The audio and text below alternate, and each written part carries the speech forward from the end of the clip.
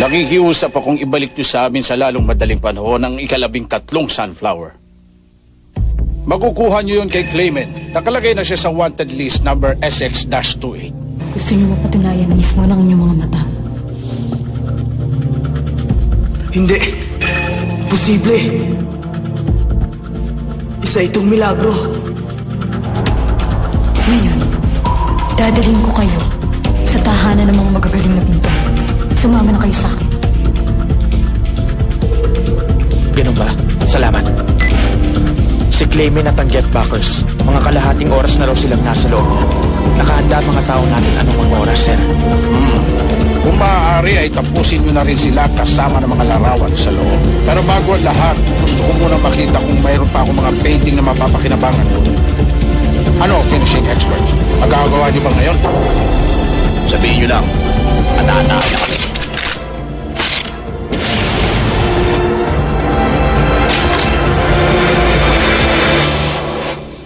Ban, hindi ba si Katapintor ang may gawa nito? Si Leonardo. Tama. Ipinahihiwatig ng painting na yan ang ganda ng mga kababaihan dahil mataas ang tingin ni Leonardo sa kanila. Makakakita ka ng halos kapareho niyan kahit saan, pero sabi nga niya, gusto ko ng larawang buhay at puno ng kagandahan. Nakikita niyo ba ang magandang gustong ipahiwatig ng painting na yan? Yang sumunod ay likha ng kaibigan ni Go na si Goyen. Yan naman ay kay Cezanne at yan ay kay Picasso. Yung isa ay kay Matisse. Ang gaganda naman ng lahat ng ito. Siya nga pala, Clayman. Ano yun? Ang ika-13 sunflower dito at iba pang mga koleksyon mo ay parang hindi naman halatang peke. Sabi ko na nga, alam ko namang mahalata niyo yun. Huwag niyo sanang mamasamain, pero kami ang Getbackers at misyon namin mabawi at ibalik sa kliyente ang sunflower. Alam ko. Kung doon, bakit po kami sinama rito? Ano bang meron sa mga painting na to? Sandali, tanong ba yan ng isang Getbacker bilang pang-imbestiga o isa lamang yung personal mong katanungan? Patawad pero hindi ko masasagot ang mga katanungan mo na mayroong kinalaman sa paintings. Pero bakit ko kayo inimbita? Ikwinento kayo sa akin ni Himiko at naging interesado ako sa inyo. Kaya nga, sinubukan ko agad ang kakayahan ninyo pagdating niyo pa lang dito.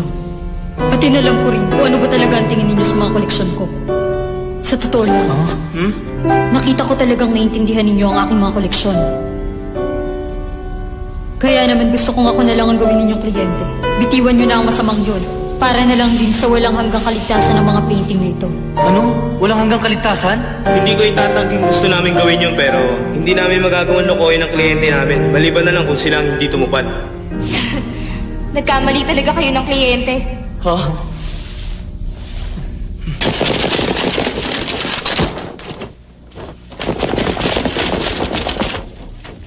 Mukhang marami yata sila. Parang isang tumpok na bubuyog at lamok ang tutusok sa'yo, Ban. Karamihan sa mga koleksyon ko ay ninakaw ko sa hindi patas na negosyanteng si Hachisu. Nabili lang niya ang mga yan sa napakababang halaga. Ipinai-insure niya na malaki ang bawat isa sa mga ito at pagkatapos ay susunugin niya. May kapatawaran ba ang ginagawa niya? Naniniwala akong dugo at pawis ang pinuhunan ng mga pintor sa bawat likha nila at hindi yan dapat gamitin sa masama ng kahit na sino. Isipin niyo, tama ba yun? Ginagawa ng lalaking yan na basura ang likha nila. Hindi tama ang ginagawa ng lalaking yan. Hindi tama na pinaglalaroan niya lamang ang ginagawa ng magagaling nating pintor. Kaya naging magnanakaw ako ng mga painting dahil sa kanya. Gusto ko silang protektahan sa masamang katulad niya. Naiintindihan ko ang sinabi mo. Tama ang lahat ng yun. O paano kung gano'n naman pala? Ipauubaya ko na siya sa inyo, Getbackers. Pero Himiko, anong ibig mo sabihin, Himiko? Aalis ka na? Hoy, Himiko! Huwag kang ganyan! Huwag ka namamasa ng problema, no? Ano ba yung pinagsasasabi niyo? Isa akong transporter at alam ninyong tapos na ang trabaho ko. Tapos na, nandaling ko pa lang kayo sa lugar na to. Paalam! Hoy, huwag ka nga magpatawa! Bumalik ka rito, ano ba? Hoy, Himiko! Hindi mo ba napansin? Ha? Nagbago na ang ugali ni Himiko, hindi ba? Ha?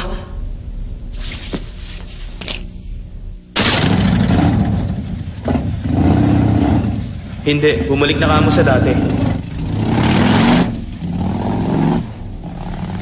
Mabalik tayo. Aber, ano bang gusto niyo talagang hilingin sa amin, Ginoong Clayman?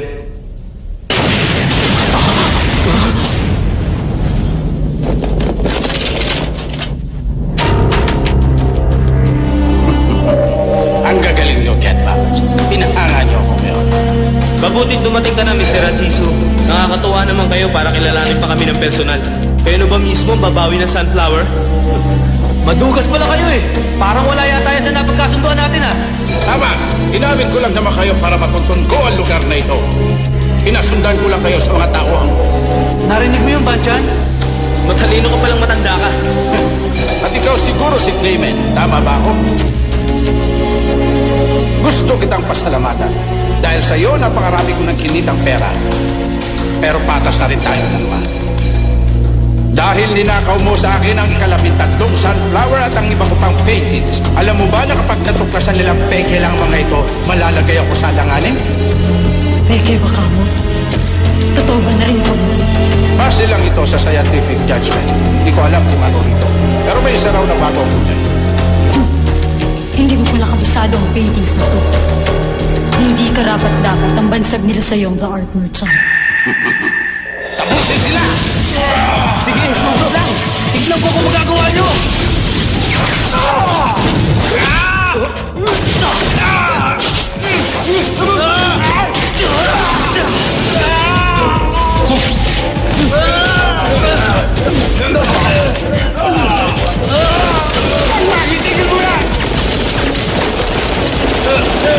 Hoy, ano ginagawa mo dyan?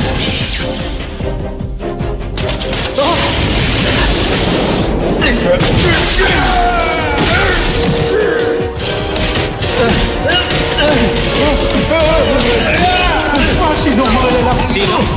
Kami lang naman ang walang kinatatakutang Getbackers. Stay back!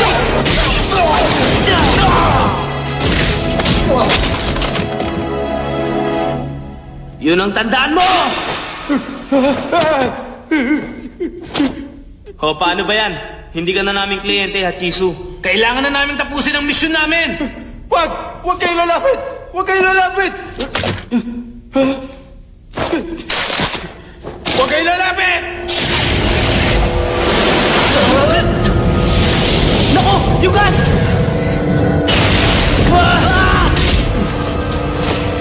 Banchan! Ang paintings!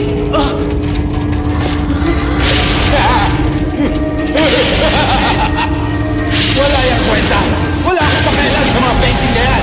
Wala yung pakilaban sa akin kung hindi ko rin susunugin! Peke man o hindi! Ayan! Susunugin ko yan! Susunugin ko lahat yan!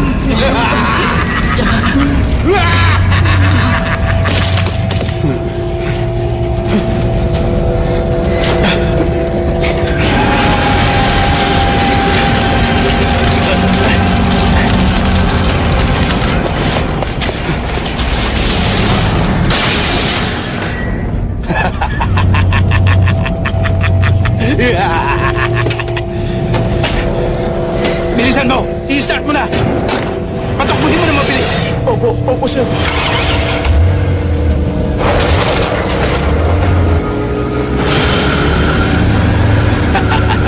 Ang galing ko, nagawa ko. Nasunod ko na lahat ng painting. Ako nanalo.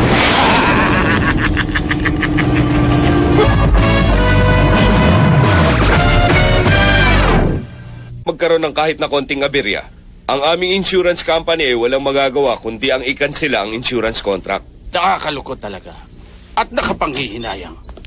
Paumanhin, ano bang importante yung pinag-uusapan nyo? Kayo? Oo, kami ang Getbackers. Pasensya ka na kung nahuli kami ng dating ha. Mahal naming kliyente. Pero nakuha naman namin ang pinababawi nyo sa amin, ang 13 Sunflower. Pero, kalokohan! Nasunog na yan ng flamethrower! Ano? Flamethrower ba kanyo? Ano kaya pinagsasabi niyan, ha, Ginji? Hindi ko alam. Hindi lang pala yan. Dahil nakuha na rin namin para ibalik sa inyo ang iba pang nako na painting si Clayman. Sinama na rin namin bilang bonus. Kasinungalingan! Hindi totoo yan! Nakita mismo ng mga mata ko! Yung kay Leonardo, yung kay Goyen, at pati na rin yung sunflower na nasunog! Ako pa nga mismo ang bumalot para...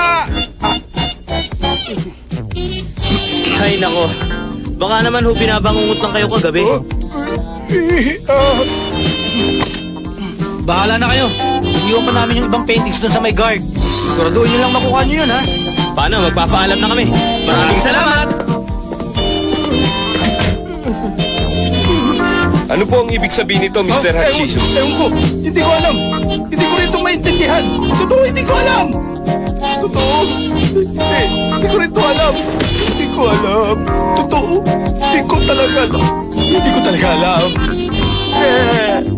Hindi ko alam. Hindi ko alam. Hindi ko alam. Hindi ko alam yun.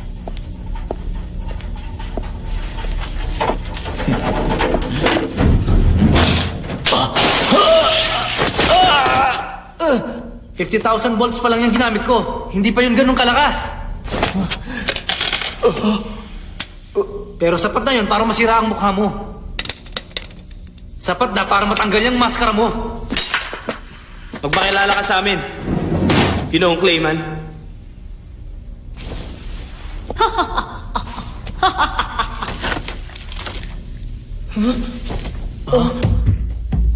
Isa kang babae?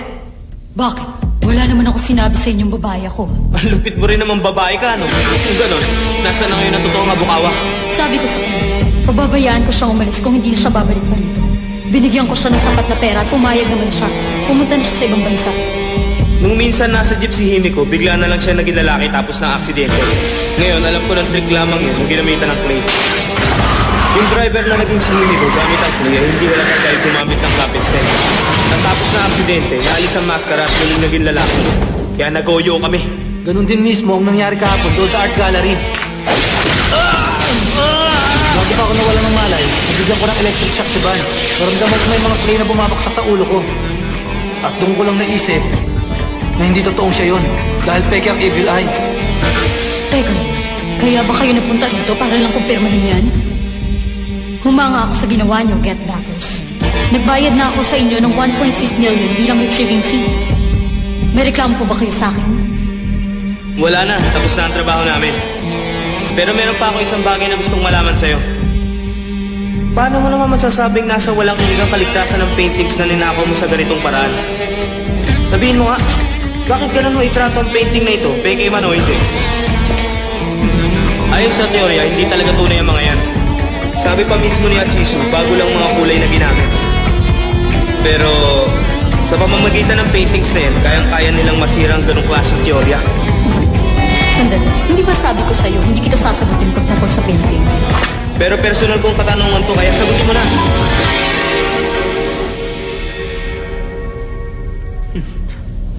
Maaari bang tulungan niyo muna ako bago ko sabihin sa inyo ang buong katotohanan?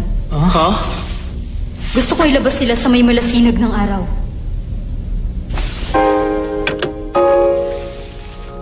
Ano ka ba, Van? Huwag mong tignan yan! Akin na, bilis! O, ito.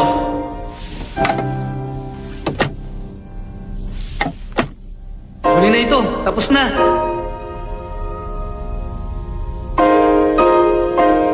Ngayon, pwede mo na bang sabihin sa amin?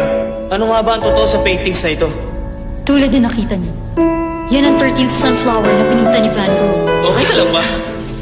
Wala siyang nakitang anino sa traditional Japanese paintings. Kaya naisip ni Van Gogh na dahil sa sobrang liwanag sa Japan, walang namumuong anino sa bansa na yun. At dahil nga, napaka-importante sa kanya ng pambihirang liwanag, kaya lumipat siya sa Arles sa may timog Pransya. Si Van Gogh ay isang debotong Kristiyano. Nagpatawag siya ng pulong para kay Goyen at silang 12 pintor. Inihalin tulad niya si Goyen kay Kristo at silang 12 pintor bilang mga apostoles. At ginawang bayan ng mga pintor ang Arles. Pero si Goyen lang ang nagpa-unlock sa imbitasyon niya. Likha ni Van Gogh ang sunflowers. Na isinabit niya sa pader na magiging kwarto sana nila na sinasabi niya mga apostoles. Umasa siyang darating sila. Patuloy siyang nagpinta ng sunflower. Pero nagkalayo rin sila ni Goyen. Ilang taon pa, nagpatiwakal si Van Gogh. 12 sunflowers pa lang ang nagagawa niya. 12? Di ang ibig mong sabihin. Ang isang ito ay ginawa ni Van Gogh pagkamatay niya. Pagkamatay niya, iniwan niya ito bilang pamamaalam. Ano? Patay na siya nang ginawa niya ito? Imposible naman. Multong pintor. Huwag kang magpatawa dyan. Sino sa tingin mo maniniwala? Sa maniwala kahit hindi sa akin, yun ang katotohanan. At hindi lang yan. Lahat ng mga paintings dito ay likha ng mga dakilang pintor pagkatapos ng kanilang kamatayan. Ang ipinahihiwatig ng mga painting na yan ay ang totoong nilalaman ng puso at isip nila. At dahil nabisto na ang kalokohan ni Achisu, walang kadudadudang lalabas sa peke sa mata ng ibang mga likhang ito. Wala nang mapupuntahan ng mga paintings na to Kaya naisip kong i-display ito sa mall na to at ako ang magiging tagapangasiwa. Na kung saan malayang makapapasok ang mga bata at matatanda. Makikita nila kahit sa restrooms, coffee shops at kung saan-saan pa. Kapag isinabit ko lang ito sa aking secret gallery, parang hindi ko talaga nabawi ang pag-aalaga sa mga likhang ito. Ang mga masterpiece na ito ay dapat lang naipakita sa maraming tao para masaksihan ng lahat ang ganda nila. Para naman, sa paglipas pa ng mga ilandaang taon, ang walang kwentang teoryang yun ay mawawala na sa isip ng lahat. Na ang mga painting na ito ay matatatak na sa isip ng bawat tao na totoong masterpiece. Pagdating ng panahon, hangad ko ang walang hanggang kaligtasan nila. Yun lang ang ibig kong sabihin doon. Napakaganda ng istorya. Pero alam kong maaaring walang maniwala sa akin.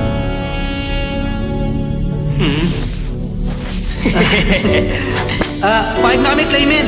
Payag na kami makipagtulungan sa'yo.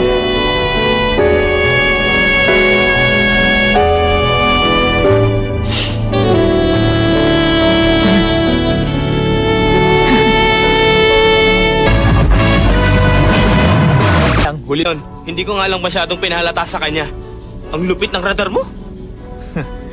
Siya nga pala, nalaman niyo rin ba na ang ina ni Clement ay isa palang psychic? Ha? Anong sinabi mo? Pwede bang pakiulit uli? Ngayon ko lang din nalamang sikat palang psychic ang ina ni Clement. At totoo nga ang balitang yun. Ha? Totoo ba sinabi mo? Isa itong impormasyong nakalap ko mula sa underground network ko. Kaya imposible magkamali. Ang pagkakaalam ko sa psychic, yun ang mga taong tumatawag ng mga kaluluwa. Palagay ko yung painting na ginawa niya ay multo rin. Hindi naman siguro ganun. Pero sa tingin ko, habang kasama niyo siya, nasa tabi niyo rin ang mahal niyang ina. Biro lang.